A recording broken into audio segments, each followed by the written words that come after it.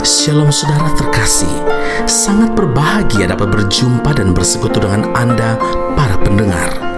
Keluaran 14 ayat 11, apakah karena tidak ada kuburan di Mesir, maka engkau membawa kami untuk mati di padang gurun ini? Apakah yang kau perbuat ini terhadap kami dengan membawa kami keluar dari Mesir? Saudara, dalam kehidupan ini terkadang langit tampak cerah dan tidak berawan. Tapi ada kalanya mendung dan bahkan gelap menutupi langit. Ada ujian, ada rintangan. Tapi kita harus percaya bahwa di balik hujan selalu ada pelangi yang indah. Amin. Bila semuanya diizinkan terjadi, percayalah bahwa Tuhan tidak pernah meninggalkan dan membiarkan kita bergumul sendirian. Pemazmur berkata dalam Mazmur 37 ayat 23 hingga ayat yang ke-24, Tuhan menetapkan langkah-langkah orang yang hidupnya berkenan kepadanya. Apabila ia jatuh, tidaklah sampai tergeletak, sebab Tuhan menopang tangannya. Saudara, firman Tuhan yang kita baca saat ini memberi contoh kehidupan bangsa Israel yang tidak pernah bersyukur atas kebaikan Tuhan.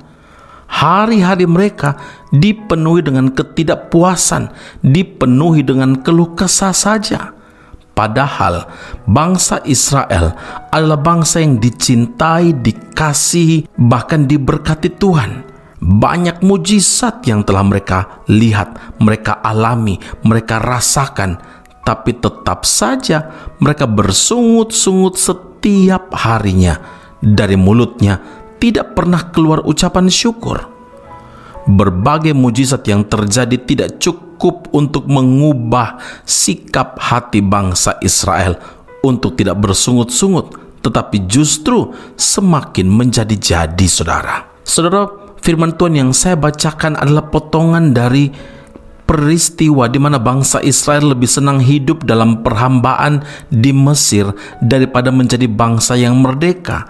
Bahkan mereka pun berani melawan Tuhan dengan membuat patung anak lembu emas untuk disembah karena mereka tidak sabar menantikan Musa yang belum juga turun dari gunung berjumpa dengan Tuhan. Bukankah kita juga sering tidak sabar menantikan pertolongan dari Tuhan? Lalu kita pun bersungut-sungut, kita pun mengeluh setiap hari. Dan karena persungutan, kita pun akhirnya kehilangan damai sejahtera, kehilangan sukacita. Dan lama-kelamaan sukacita itu terasa jauh dari hidup kita. Perhatikanlah saudara, sukacita itu sesungguhnya diawali dari iman yang telah diberikan Tuhan kepada kita. Tidak hanya itu, Tuhan juga melengkapinya dengan pengharapan, dan pengharapan itu tidak mengecewakan. Saudaraku yang terkasih, karena imanlah maka segala ketakutan, segala kecemasan, segala kekhawatiran akan hilang. Tidak selayaknya kita bersungut-sungut kepada Tuhan. Seharusnya hati kita senantiasa bersukacita karena kasih Tuhan dan kebaikan Tuhan itu kita alami dan bahkan melimpah dalam hidup kita. Amin. Mari kita berdoa.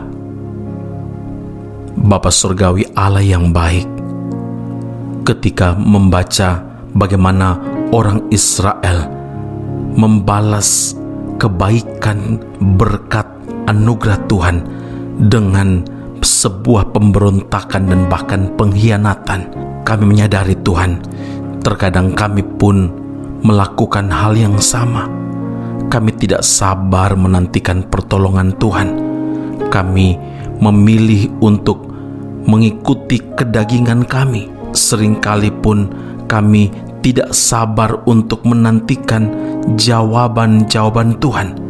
Kami berusaha dengan kekuatan kami sendiri yang terbatas ini. Hari ini kami memohon ampun dari Tuhan, karena seringkali yang keluar dari mulut kami justru bukan ucapan syukur, bukan hati yang penuh dengan sukacita, tetapi sebaliknya persungutan, kami komplain kepada Tuhan. Segala sesuatu yang tidak sesuai dengan keinginan daging kami pun kami protes, kami memberontak.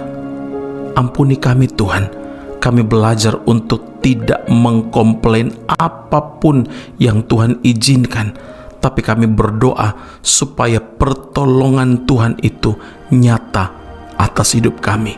Kami tahu Tuhan bahwa tidak selamanya hujan menimpa hidup kami, karena setelah hujan itu pasti ada pelangi indah yang Tuhan siapkan bagi kami yang setia menanti-nantikan Tuhan.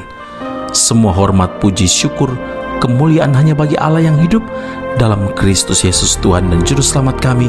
Kami berdoa dan mengucap syukur kepada Bapa di surga. Haleluya. Amin.